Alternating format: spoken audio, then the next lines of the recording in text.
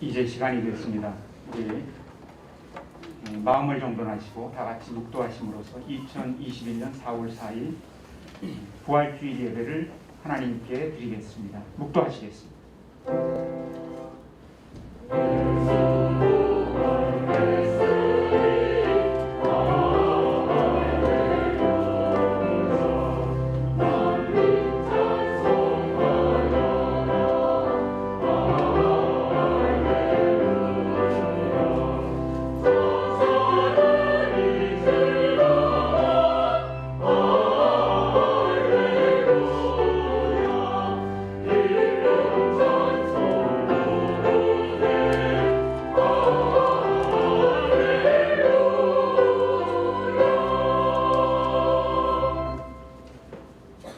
하나님이 주를 다시 살리셨고 또한 그의 권능으로 우리를 다시 살리시리라.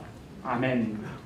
사랑과 은혜가 풍성하신 하나님 아버지, 저희에게 2021년 부활주일을 허락하여 주셔서 주님께 나와 영과 진리로서 경배와 찬양 드리게 만들어 주시니 감사합나이다. 이 시간 저희가 드리는 예배를 주님께서 기쁘게 받아 주시옵소서.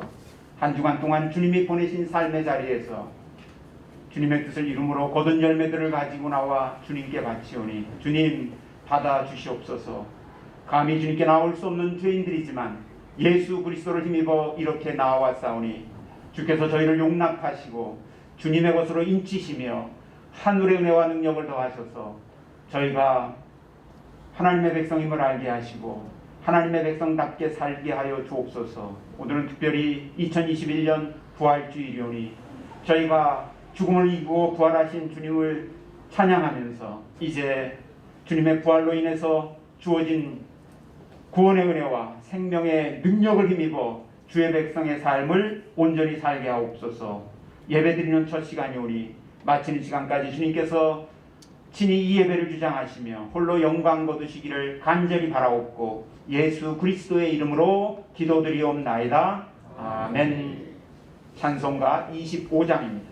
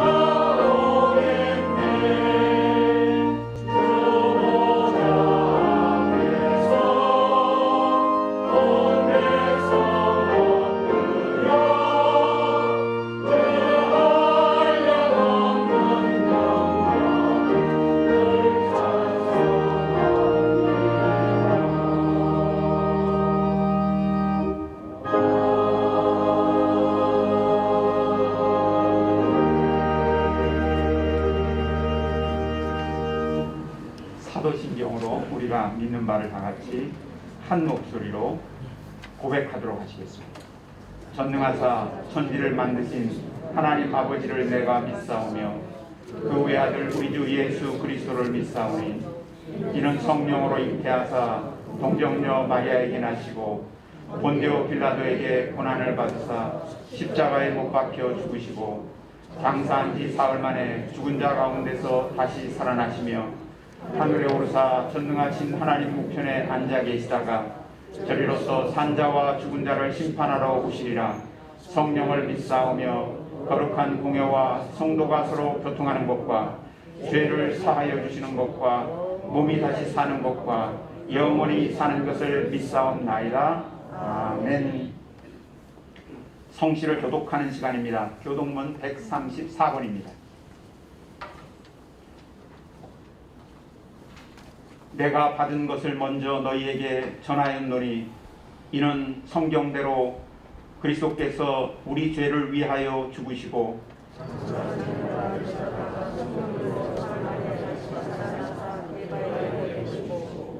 후에 12제자에게와 그 후에 500여 형제에게 일시에 보이셨나니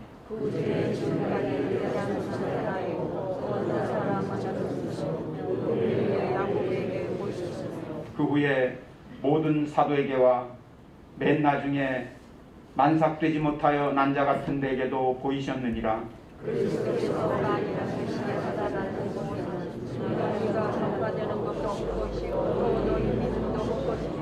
만일 그리스도 안에서 우리가 바라는 것이 다만 이 세상의 삶뿐이면 모든 사람 가운데 우리가 더욱 불쌍한 자이리라. 그러나 이제 그리스도께서 죽은 자 가운데서 다시 살아나사 잠자는 자들의 첫 열매가 되시리로다. 아멘. 찬송가 160장입니다.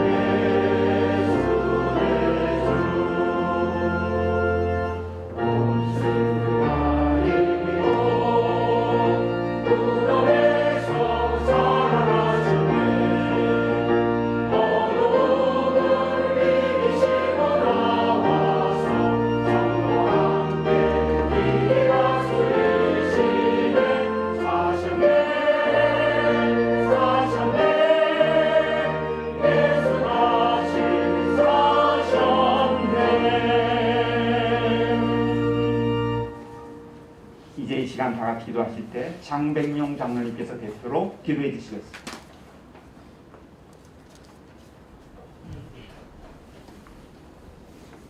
할렐루야. 주님 다시 사셨습니다. 주님 부활을 찬양합니다. 우리 주님께서 사망에서 승리케 하신 하나님께 먼저 영광을 올리옵나이다. 이 시간 머리 숙인 저희들 마음이 안식후 첫날 새벽 미명에 주님의 무덤을 찾은 막달라 마리아가 부활을 기쁜 소식을 위해서 다른 박질하는 그런 심령들이 되게 하여 주시옵소서. 주님의 죽음으로 낙심하고 절망에 빠졌던 제자들에게 주님의 부활로 희망과 용기와 기쁨을 주신 것처럼 저희들도 부활하신 주님을 믿음으로 만나 새로운 기쁨과 용기를 얻게 하여 주시옵소서. 주님이 부활하지 아니하셨다면 우리가 믿는 모든 것이 헛될 뿐입니다. 기독교 신앙의 가장 핵심적인 부활에 대해서 아직까지 의심하는 연약한 자들이 있습니까? 불쌍히 여겨 주시옵소서. 엠마오의 길에서 주님의 부활을 의심하는 도마에게 나타나셨던 우리 주님, 저희들 심령 속에 오소서. 부활 신앙의 확실함을 깨닫게 하여 주시옵소서. 오늘 부활절 이 예배가 연례 행사로 끝이지 말게 하여 주시옵시고, 그리스도의 수 안에선 죽음이 없는, 결코 죽음이 없는 영생의 삶이 있음을 저희들 마음속에 굳건히 다지는 오늘 기이한 부활주일이 되게 하여 주시옵소서. 주님께서 부활하신 후 약속하신 대로 성령님 감동하심으로 오순절 성령의 역사를 일으키신 아버지 하나님, 마가다락방에서 120문도가 마음이 하나 돼 열심히 기도할 때에 성령의 역사가 일어나고 나타나같이 우리의 성교회, 성령 충만한 교회, 보혜사 성령이 지배하는 교회가 되게 하여 주시옵소서. 성령님께서 우리를 위해 기도하시고 우리의 연약함을 도와주신다고 말씀하셨사오니 우리 가운데 1호의 성령으로 오셔서 저희들 연약함을 도와주시고 우리를 위해 기도하게 하여 주시옵소서. 코로나 사태로 인해서 저희들 믿음이 해이하거나 나태한 지경에 이르지 않았습니까? 불쌍히 여겨 주시옵시고 올바른 믿음에 서게 하시고 올바른 믿음 생활할 수 있게 하여 주시옵소서. 경제도 어렵습니다. 물질 때문에 시험당하거나 믿음 생활에서 나고 하는 자 없도록 물질의 축복도 허락해 주시옵소서. 주님이여, 가정의 문제, 신앙의 문제, 자녀의 문제, 직장의 문제, 사업의 문제, 이런 복잡하고 풀기 어려운 문제들 가지고 나왔습니다. 주님 앞에 낱낱이 아뢰어 해결받는 귀한 이 시간 되게 하여 주시옵소서. 목사님 말씀 전하시되 힘과 능력 주시옵시며 주님 말씀은 내 발의 등이요 내 길의 빛이라 했사오니 그 말씀 준행하는데 부족함이 없게 하여 주시옵소서. 성가대 찬양 흠양하여 주시옵시고 이 예배를 온전히 주님 주장하여 주시옵시며 영광 받아 주시옵소서. 거룩하신 예수님 이름으로 기도드리옵나이다. 아멘.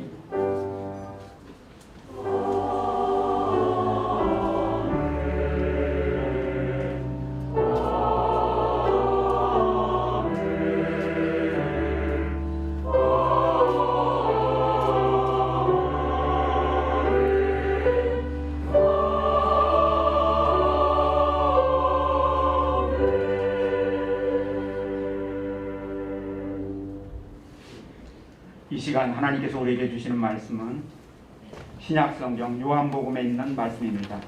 요한복음 20장 1절 말씀부터 18절 말씀까지입니다. 제 성경으로는 신약성경 182쪽에 나와 있습니다.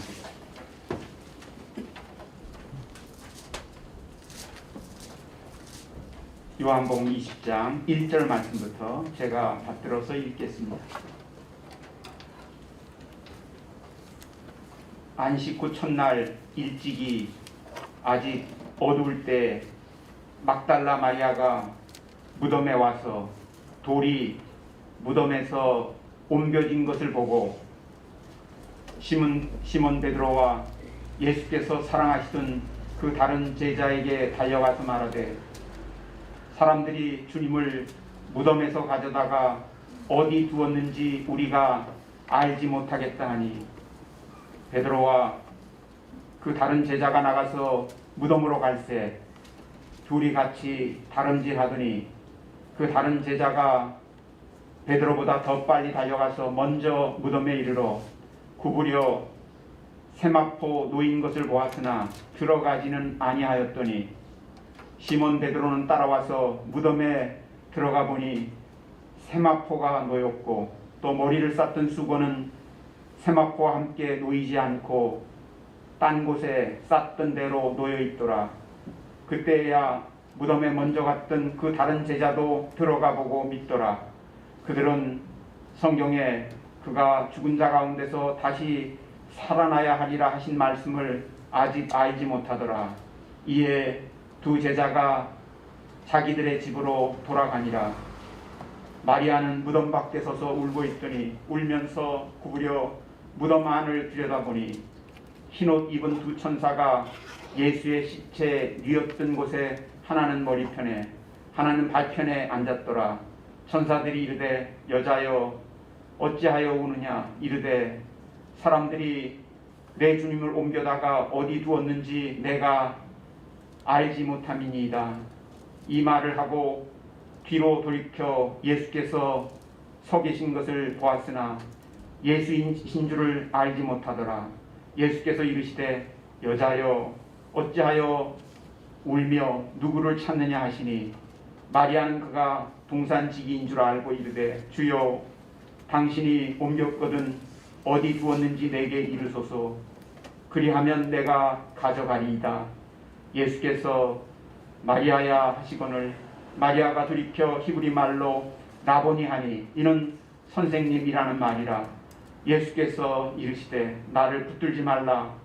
내가 아직 아버지께로 올라가지 아니하였노라. 너는 내 형제들에게 가서 이르되 내가 내 아버지 곧 너희 아버지 내 하나님 곧 너희 하나님께로 올라간다 하라 하시니 막달라 마리아가 가서 제자들에게 내가 주를 보았다 하고 또 주께서 자기에게 이렇게 말씀하셨다 이르니라. 아멘. 이제 봉헌하는 시간입니다.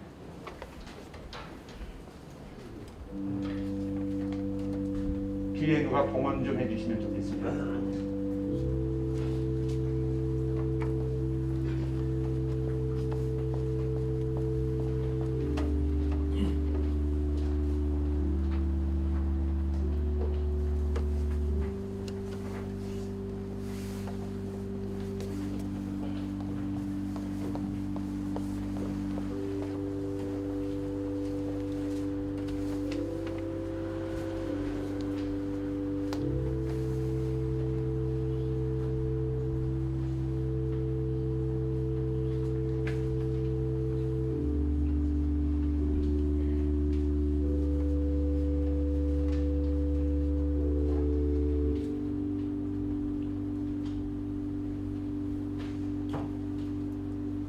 우리 같이 봉헌의 기도 드리겠습니다.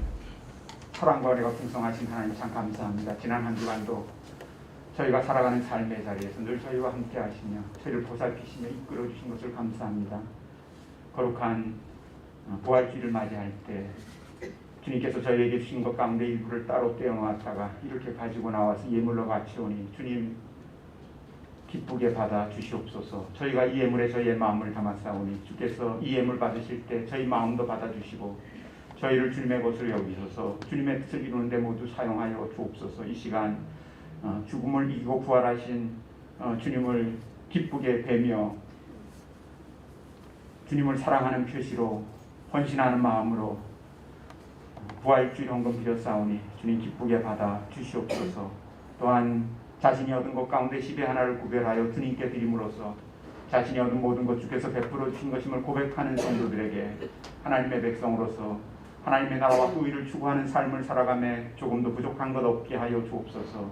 한 주간 살면서 주께서 베풀어 주신 크신 은혜를 입고 이 시간 감사하는 마음으로 주께 귀한 예물 드리는 이들이 있사오니 주님 기쁘게 받아 주옵소서. 하나님께서 예비하신 모든 일들을 이제 이루어 가심을 감사하며 하나님께 영광 돌리는 집사님이 있사오니 주님께서 이제 그 모든 일들을 통하여 하나님의 뜻을 이루어 영광 거두시며 또한 하나님께 영광 돌리는 사람에게 약속하신 하늘의 복이 넘치게 하옵소서. 생일을 맞이하여 주께 귀한 예물 드린 집사님이 있사오니 이제 생명 주신 주님의 뜻을 받들어 이 땅에서 끝까지 주님 보시기에 가장 아름다운 삶을 살게 하옵소서. 내년 생일 맞이할 때까지 건강하게 하시고 평안하게 하시고 하는 모든 일들 주 안에서 형통케 하여 주옵소서. 이제 늘 주님께서 베풀어 주는 일을 기억하며 자녀들이 주님의 사랑 안에서 살며 소망하는 모든 일들이 주 안에서 형통하기를 바라는 마음으로 주께 귀한 예물 드린 집사님이 있사오니 기뻐 받아주시고 우리 집사님뿐만 아니라 사랑하는 자녀들도 주님을 온전히 섬기는 가운데 주님이 원하시는 바를 이루어가게 하시고 주님께서 베푸시는 복을 받아 누리며 살기에 부족함이 없게 하옵소서. 범사에 감사함으로 주께 귀한 예물 드린 여러 성도들이 있사오니 기뻐 받아주시고 이제 날마다 능력으로 함께 하셔서 계속해서 주님의 뜻을 이루는데 최선을 다하게 하시고 하나님께 영광 돌리게 하옵소서. 하나님께 영광 돌리는 사람에게 약속하신 복을 넘치도록 받게 하옵소서. 주님의 복음을 땅끝까지 전파하는 데 참여하고자 선교헌금을 드리며 주님의 사랑을 이웃과 함께 나누고자 구제헌금과 장화헌금을 드린 손길들이 있사오니 기뻐 받아주시고 그 소원대로 물질이 사용되게 하셔서 더 많은 사람들에게 주의 사랑 베풀어 지게 하시고 주님의 복음이 널리 전파되게 하옵소서. 거룩한 주일날 주님께 예배드리러 나와 주일헌금 드려 자신을 주님께 바치는 표로 삼사오니 드린 이들을 다 받아주옵소서. 이 시간 귀한 것을 주님께 드리고 싶은 간절한 마음은 있지만 어려운 형편 가운데 따로 예물을 준비하지 못한 이가 혹시라도 있사옵고도 위로하시며 그들이 그 마음 주께 드릴 때 받아주시고 그 형편을 살피셔서 필요한 것들 풍성히 더하시며 하나님 기뻐하시는 일에 마음껏 참여할 수 있는 날이 오게 하옵소서. 이 시간 저희가 저희 자신을 주님께 드렸은즉 일주일의 삶이 주님께 드려진 자들로서 주님이 이 땅에서 펼쳐가시는 구원의 역사에 적극적으로 참여케 하시고 맡겨주신 역할 감당함으로 주께 영광 돌리게 하옵소서. 감사하옵고 우리 주 예수 그리스도의 이름으로 기도드리옵나이다. 아멘. 이제 이 시간 우리 신랑 찬양대 찬양이 있는데 할렐루야 찬양할 때 오늘은 마음속으로만 일어나시고 그냥 앉은 채 동참해 주시기를 바랍니다.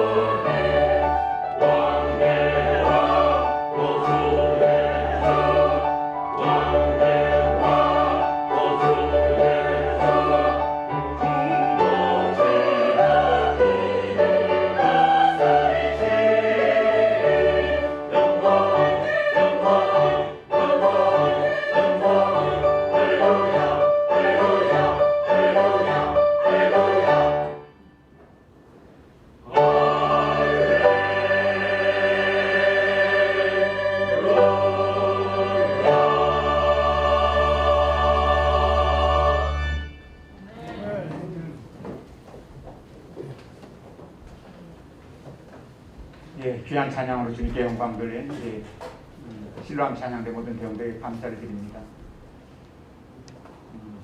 지금 코로나19의 상황 속에서 지금 오늘 우리 찬양대가 하나님께 드린 찬양보다 더 귀하고 아름다운 찬양을 주님께 드린 교회는 없을 것 같습니다. 정말 우리가 부활절을 맞이할 때마다 칸타타로서 하나님께 영광을 돌리고 주님의 부활이 얼마나 기쁘고 즐거운 소식인가를 세상에 알리며 그 부활의 깊은 의미를 새기면서 하나님 앞에 예배 드렸던 때가 너무나 그립습니다. 그렇지만 어려운 가운데서도 귀한 찬양 준비해서 하나님께 영광 돌린 우리 모든 찬양대 대원들에게 감사를 드립니다. 2021년 부활주의를 맞이해서 코로나19와 싸우고 있는 여러분에게 예수 그리스도의 부활로 인한 구원의 은혜가 또 생명의 능력이 늘 풍성하기를 주님의 이름으로 축원합니다. 오늘은 요한복음에 나오는 말씀으로 예수 그리스도의 부활의 사실과 그 의미를 새롭게 확인하는 시간을 갖고자 합니다. 요한복음은 예수님께서 부활하신 날에 특별히 막달라 마리아가 경험했던 것에 주목하고 그 경험을 통해서 드러난 사실과 그 의미를 밝히 보여줌으로써 부활의 기쁜 소식을 전하고 있습니다. 우리가 다른 복음서들을 보면 여자들 2사람 혹은 여럿이 무덤으로 갔다고 말하고 있는데 반해서 요한복음에서는 막달라 마리아만 나오고 또 그의 경험만을 보도하고 있습니다. 그러나 자세히 살펴보면 다른 여자들도 있었다는 암시가 드러납니다. 막달라 마리아가 누군가가 예수님의 시신을 가져갔다는 소식을 제자들에게 전하면서 우리라는 말을 사용하고 있습니다. 그것은 자신뿐만 아니라 다른 이들도 함께 그 자리에 있었음을 보여줍니다. 하여튼 요한복음은 그 중에 한 사람 막달라 마리아를 특정하여 그녀의 특별한 체험을 우리에게 알려주고 있는 것입니다. 자, 오늘 그래서 우리가 주목하는 인물은 막달라 마리아입니다. 막달라 마리아. 사실 당시에는 마리아라는 이름을 가지고 있는 사람들이 많았던 것 같습니다. 우리 성경에도 보면 마리아가 많지 않습니까? 그렇게 마리아라는 이름을 가진 사람들이 많으니까 이제 어떤 특별한 사람을 말하기 위해서는 그 앞에 그 사람을 드러낼 수 있는 다른 이름을 덧붙이곤 했습니다. 주로 그 사람의 출신지가 어딘가를 따라서 이제 구별을 하기도 했는데 여기 우리가 오늘 만나게 되는 분 막달라 마리아는 막달라 출신의 마리아였습니다. 그래서 막달라 마리아라 붙인 것이죠. 이 막달라라는 지역은 갈릴리 호수 남서편에 자리 잡고 있는 지역입니다. 아마 이 여자는 거기 출신으로서 마리아라는 이름을 갖고 살았던 것 같습니다. 자, 근데 이 여자에 대해서 성경은 어떤 인물보다 많이 말해주고 있습니다. 특별히 여자로서 막달라 마리아만큼 복음서에 그 이름이 여러 번 등장하는 사람은 별로 없을 것 같습니다. 자, 막달라 마리아에 대해서 여러분도 들은 바가 많아가지고 알고 계신 것들이 있죠? 원래 막달라 마리아는 7 귀신이 들렸던 여자였습니다. 7 귀신이 들렸으니 이 막달라 마리아의 처지와 형편이 어떠했을지 짐작이 가지요? 그렇죠? 우리가 뭐 그 의미를 다 헤아려 알 수는 없습니다만 귀신 하나가 들어가 앉아있는 것과 귀신 7이 들어가 앉아있는 것은 아마 엄청나게 큰 차이가 있을 것입니다. 그러니까 정말 불행한 삶을 살았던 여자가 막달라 마리아였습니다. 그런데 예수님께서 이 여자를 만나 주셨죠. 이 여자가 예수님을 찾아왔습니다. 예수님께서는 이 여자를 보시고 이 여자의 속에 들어가서 이 여자를 사로잡고 좌지우지하고 있는 7 귀신을 예수님께서 쫓아내 주셨습니다. 그리고는 온전케 만들어 주셨습니다. 그래서 이 여자는 이제 건강하고 평안한 삶을 살아가는 자가 되었습니다. 이 여자는 이와 같이 자신이 회복되고 난 다음에 정말 나에게 말로 다 할 수 없는 엄청난 은혜를 베풀어 주신 주님을 위해서 나는 평생을 살아야 되겠다.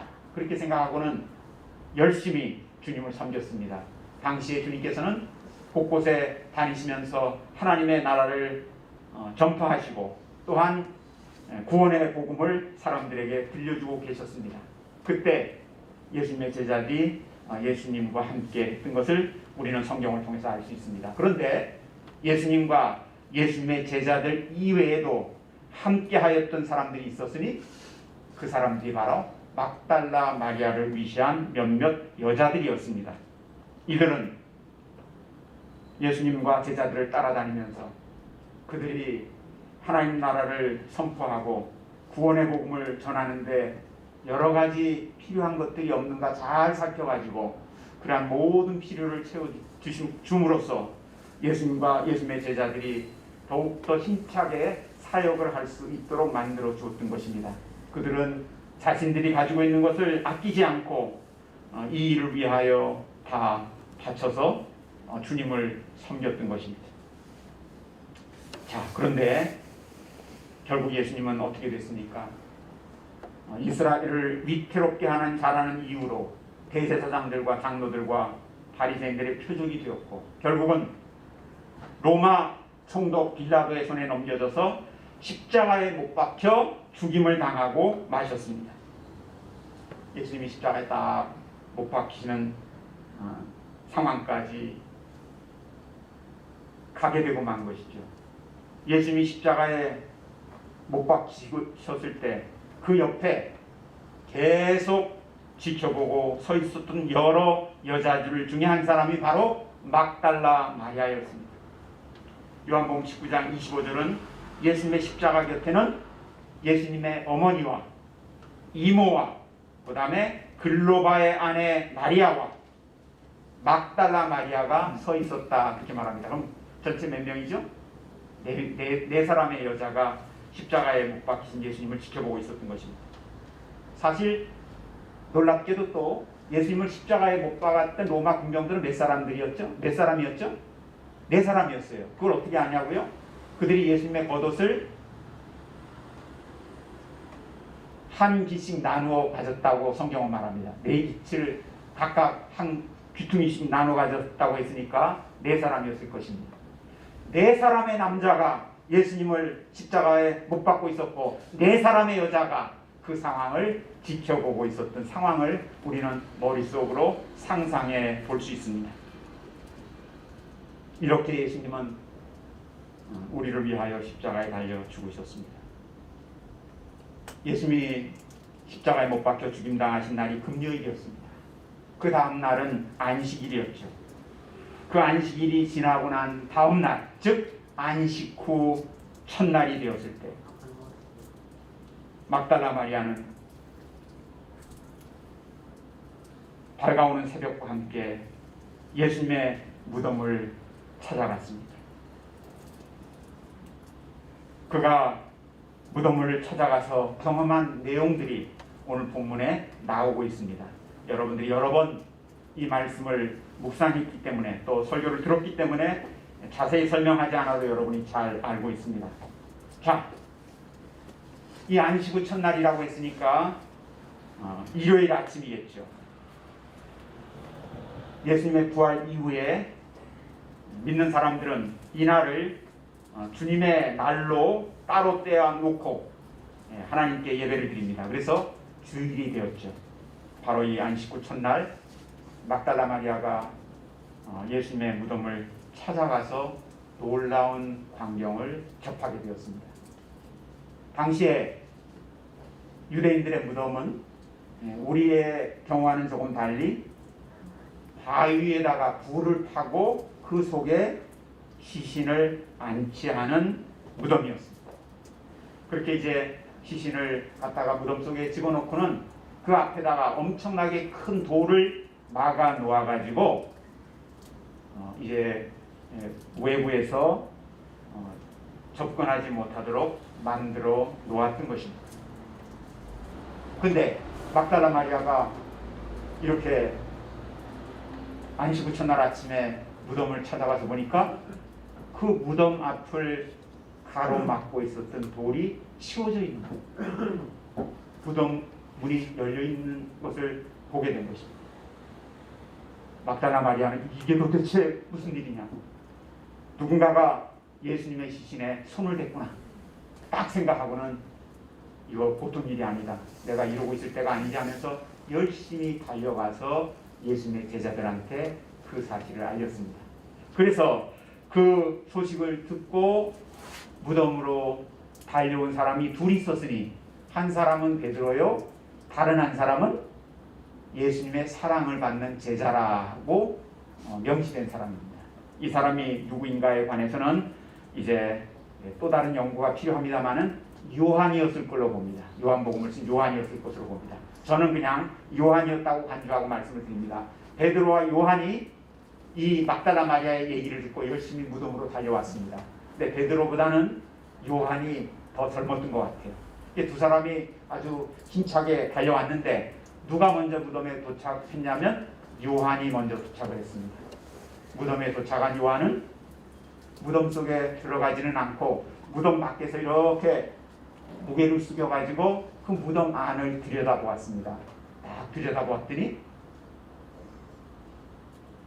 예수님의 시신은 없고 예수님의 시신을 감쌌던 세마포가 곱게 접혀가지고 다 놓여있는 것입니다. 그래서 그는 야 이게 뭐야 하고 고개를 갸우뚱거리고 있었을 때 베드로가 드디어 무덤에 다다랐습니다. 베드로는 요한처럼 그냥 바깥에서 구부려가지고 무덤 속을 들여다본 것이 아니라 직접 무덤 속에 들어갔어요.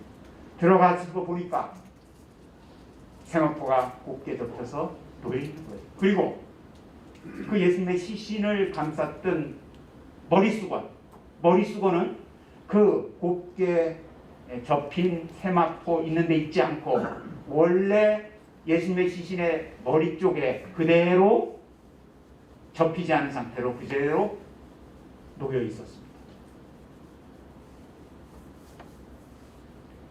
그러자 요한도 따라가 들어가서 그 모든 사실을 확인하게 되었습니다. 사랑하는 성도 여러분, 어떤 일이 벌어진 것일까요? 어떤 사람들은 예수님의 제자들이 예수님의 시체를 훔쳐가 놓고 예수님이 부활했다고 속인 거 아니냐 생각하는 분들도 있어요. 어떤 분들은 누군가가 예수님의 시신을 다른 데다가 옮겨 놓았을 것이다 그렇게 생각하기도 합니다. 근데 가만히 한번 생각해 보세요. 지금 예수님의 몸을 감쌌던 세마포가 거기 곱게 놓여 있었죠. 예수님의 머리를 감쌌던 그 수건이 다른 쪽에 그대로 있었죠.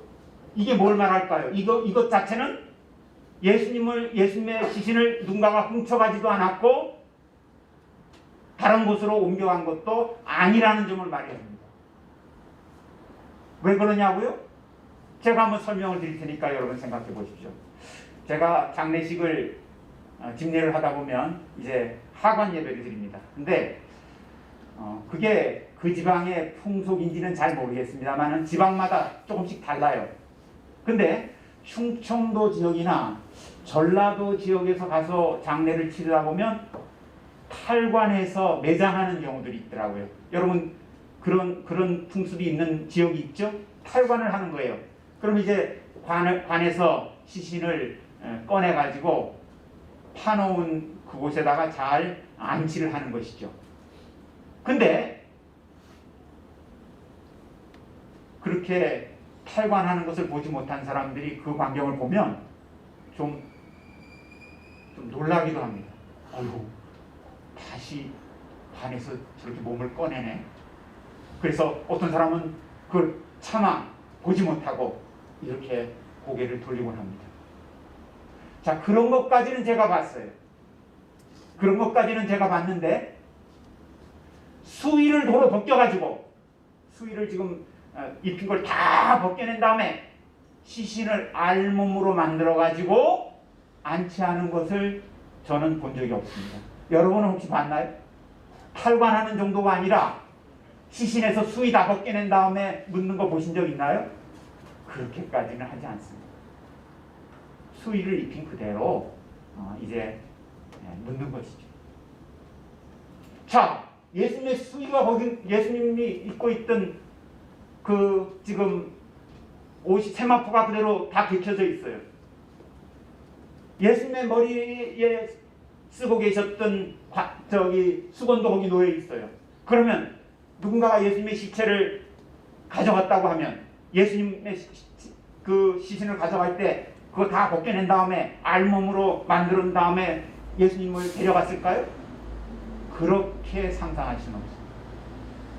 이것은 간접적으로나마 이것은 보통 일이 벌어진 것이 아니라 하나님이 개입하셔가지고 예수님을 살려낸 것이라고 믿을 수밖에 없는 것입니다. 그래서 오늘 본문에도 볼 것 같으면은 이제 그것을 보고 믿었다는 표현도 나옵니다. 물론 이 믿음이 뭐 대단한 것이었다고 본문은 말하지 않습니다. 오히려 본문은 뭐라고 말하냐면 아직도 이 제자들이 예수님이 내가 죽은 자 가운데서 다시 살아나리라 말씀하신 것을 믿지 못하고 또 구약 성경에 예수님께서 죽은 자 가운데서 다시 살아날 것이라고 예언하신 말씀을 제대로 깨닫지 못하고 있었다고 본문 9절에서 지적하고 있습니다.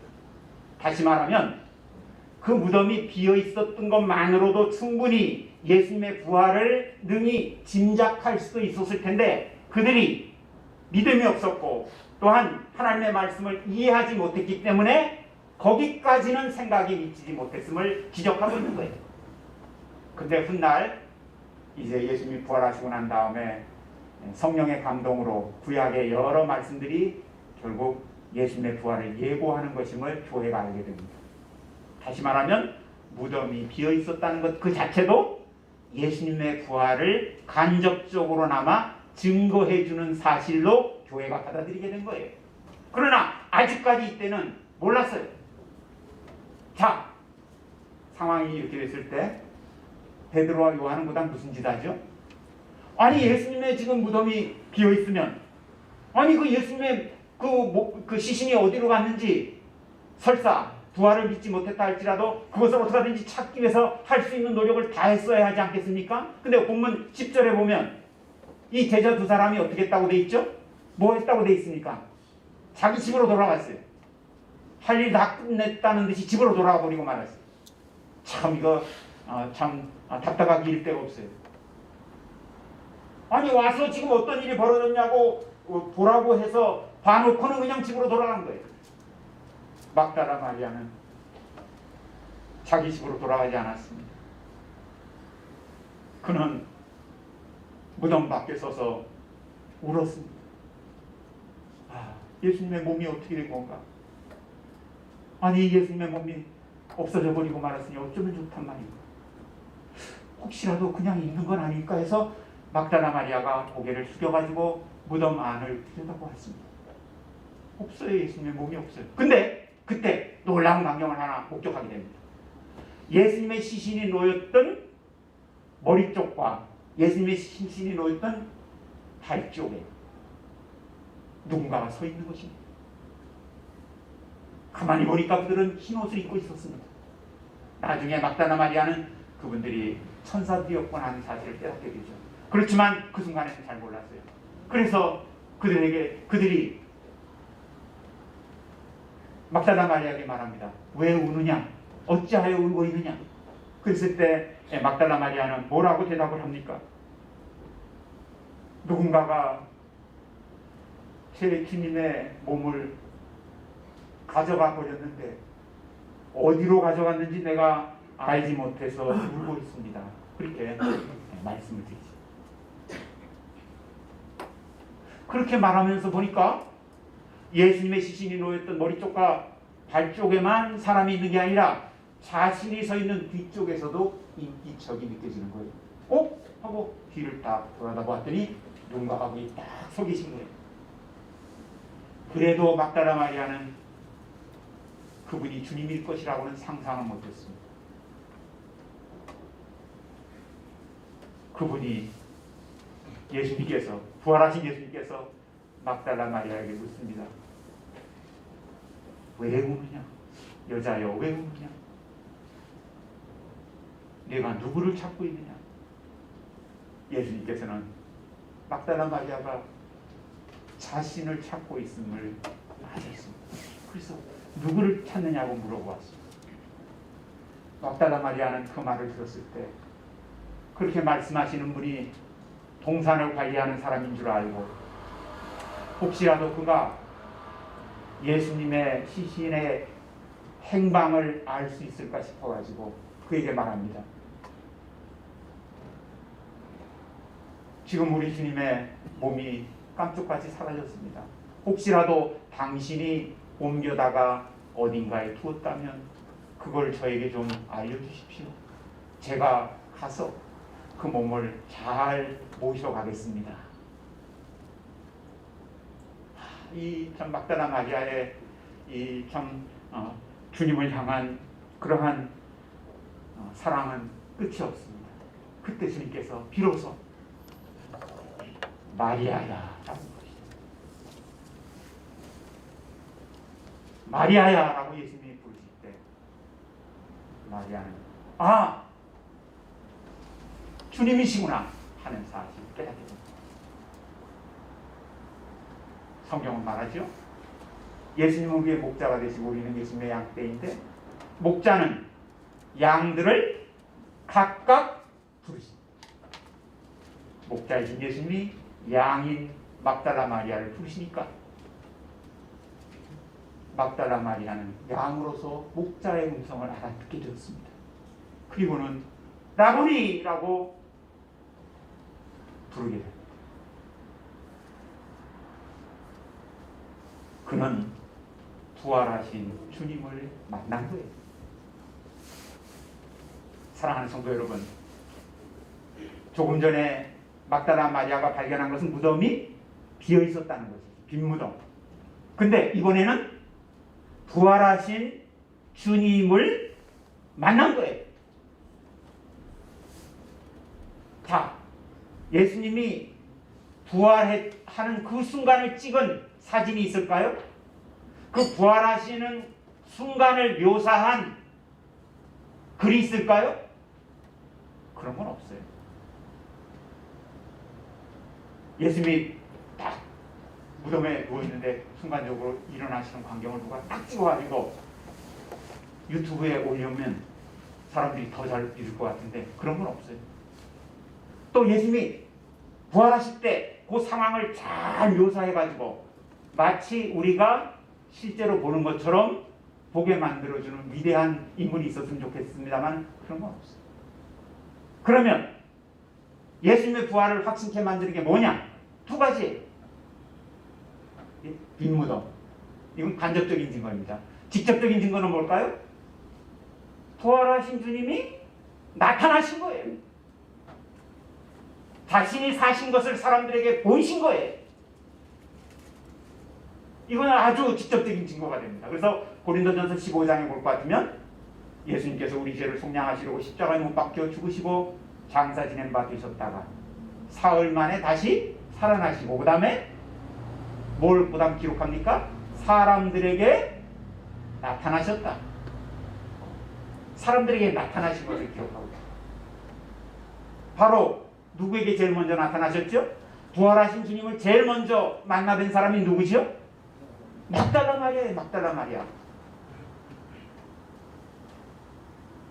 이제 부활하신 주님은 막달라 마리아에게 뭐라고 말씀하시는지 17절에 한번 보십시오. 예수께서 이르시되 나를 붙들지 말라. 내가 아직 아버지께로 올라가지 아니하였노라. 너는 내 형제들에게 가서 이르되 내가 내 아버지 곧 너희 아버지 내 하나님 곧 너희 하나님에게로 올라간다 하라 하시니. 이거 굉장히 중요한 말입니다. 예수님께서 이미 앞서서 제자들을 떠나 가실 것을 예고하시면서 뭐라고 말씀하십니까? 내가 어디로 간다고요? 어디로 간다고 선언하셨습니까? 제자들에게 하늘로 간다. 그 하늘로 올라가는데 뭐하러 올라가신다고 그러셨죠? 처소를 예비하러 올라간다. 처소를 예비하러 올라가십니다. 그래서 처소를 예비하면 다시 와서 너희를 그 처소로 인도하여 내가 너희와 함께 살 것이라고 말씀하십니다. 자, 보십시오. 근데 예수님은 하늘로 올라가셨다고 말씀하시니까 이제 앞으로 올라갈 것이라고 말씀하시니까 올라갈 것이라고 말씀하세요. 그러면 그분이 예고하신 대로 하늘의 처소를 마련하실 거예요. 근데 하늘의 처소를 마련했을 때 어떤 일이 벌어지는가를 벌써 이 예수님의 말씀을 듣고서 알 수 있습니다. 예수님이 지금 막다라 마리아에게 제자들한테 가서 소식을 전하라고 보내실 때 제자들을 누구라고 일컫고 있죠? 누구라고 여기 말하고 있습니까? 다시 한번 잘 보세요. 17절 중반쯤에 지금 제자들을 누구라고 표현하고 있죠? 형제들이라고 표현을 하고 있어요. 제자들이 이제 앞으로 예수님의 누가 된다고요? 형제가 됩니다. 근데 하나님은 예수님의 아버지시죠. 그래가지고 예수님이 내 아버지라고 말하는데 내 아버지 곧 누구의 아버지라고요? 너희 아버지. 그럼 이제 무슨 얘기가 됩니까? 지금까지는 하나님이 예수님의 아버지만 되셨는데 이제 우리가 다 예수님과 함께 누구를 아버지로 모시는 사람이 됐죠? 하나님을 아버지로 모시는 사람이 됐어요. 그러면 하나님은 아버지가 되시고 예수님은 우리의 형제가 되면 우리는 다 무슨 가족이 되죠? 하나님의 가족이 되는 것입니다.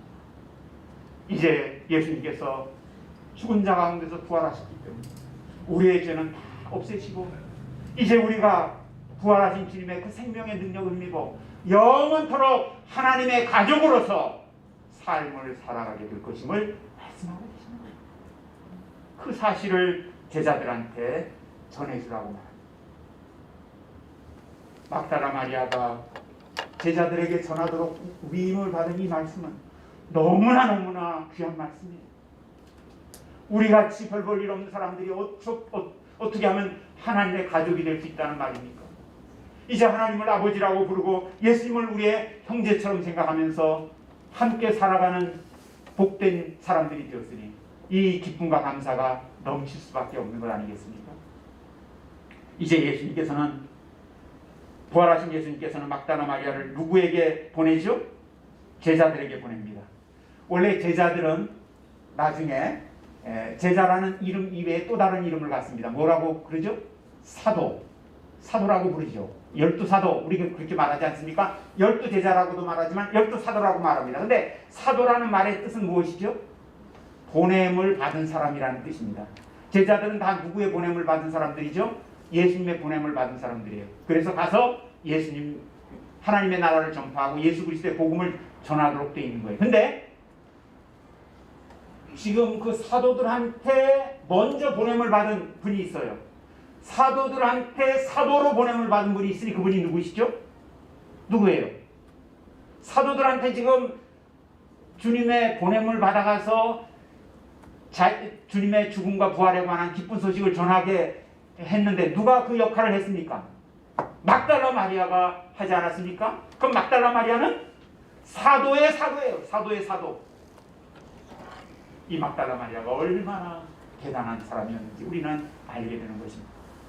사랑하는 성도 여러분, 이제 막달라 마리아가 경험하고 깨닫게 됐던 그 부활절 아침의 위대한 사건이 오늘 함께 주님께 나와 부활절 예배를 드리고 있는 우리 모두에게 일어나기를 주님의 이름으로 축원합니다.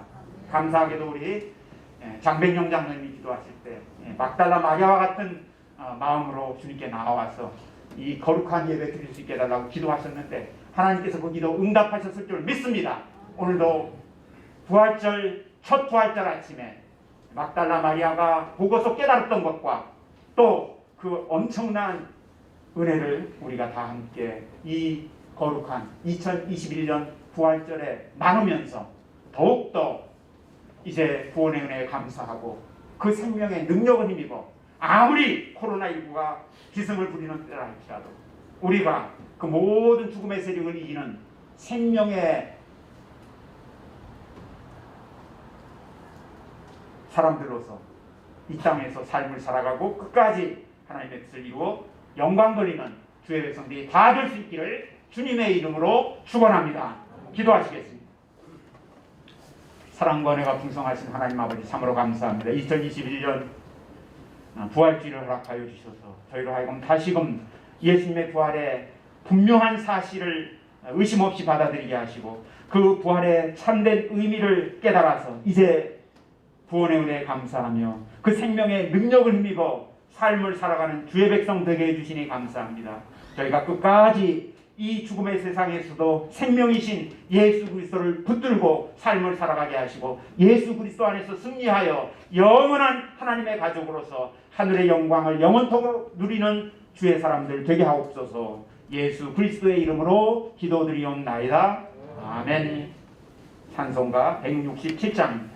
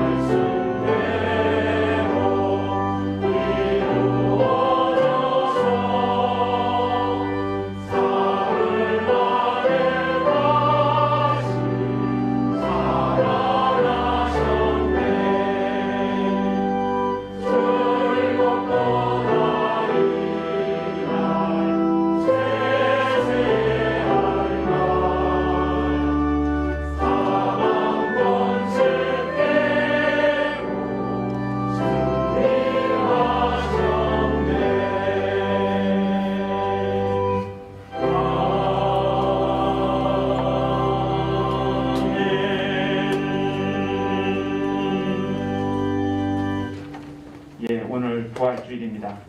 우리가 다른 때처럼 그렇게 또 함께 찬양도 하고 또 교제도 나누지 못하지만 그럼에도 불구하고 이 코로나19의 상황 속에서 드리는 부활절 예배가 얼마나 특별한가를 오늘 말씀을 통해서 깨닫고 분명한 믿음을 갖고 삶을 살아가는 귀한 이제 다짐의 시간이 될 수 있기를 주님의 이름으로 축원합니다. 우리가 생명의 능력을 상기하고자 부활절이면 다시 이렇게 달걀들을 또 나눠서 먹으면서 이제 하나님께 감사합니다. 코로나19의 상황이긴 하지만 교회에서 먹거나 돌아가시면서 드시지만 않는다면 괜찮겠다 싶어가지고 부활절 달걀을 준비했습니다.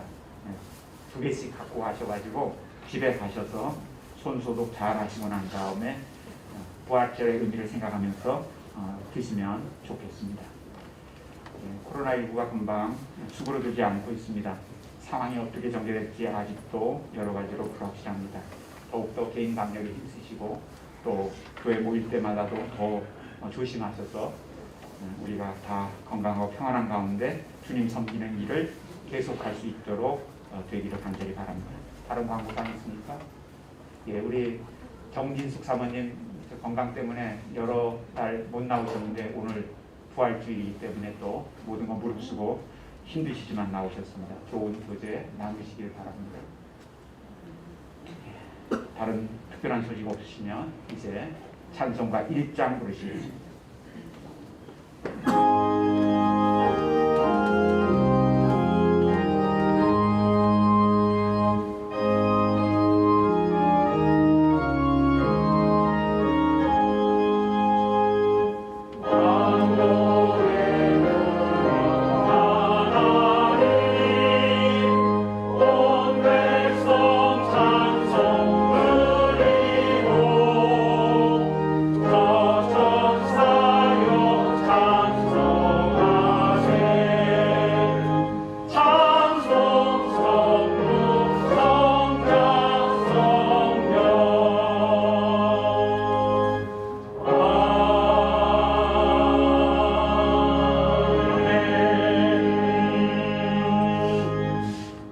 하나님께 나와 부활절 예배를 드린 여러분을 세상으로 파송합니다. 평화의 기수로 세상을 향해 가십시오.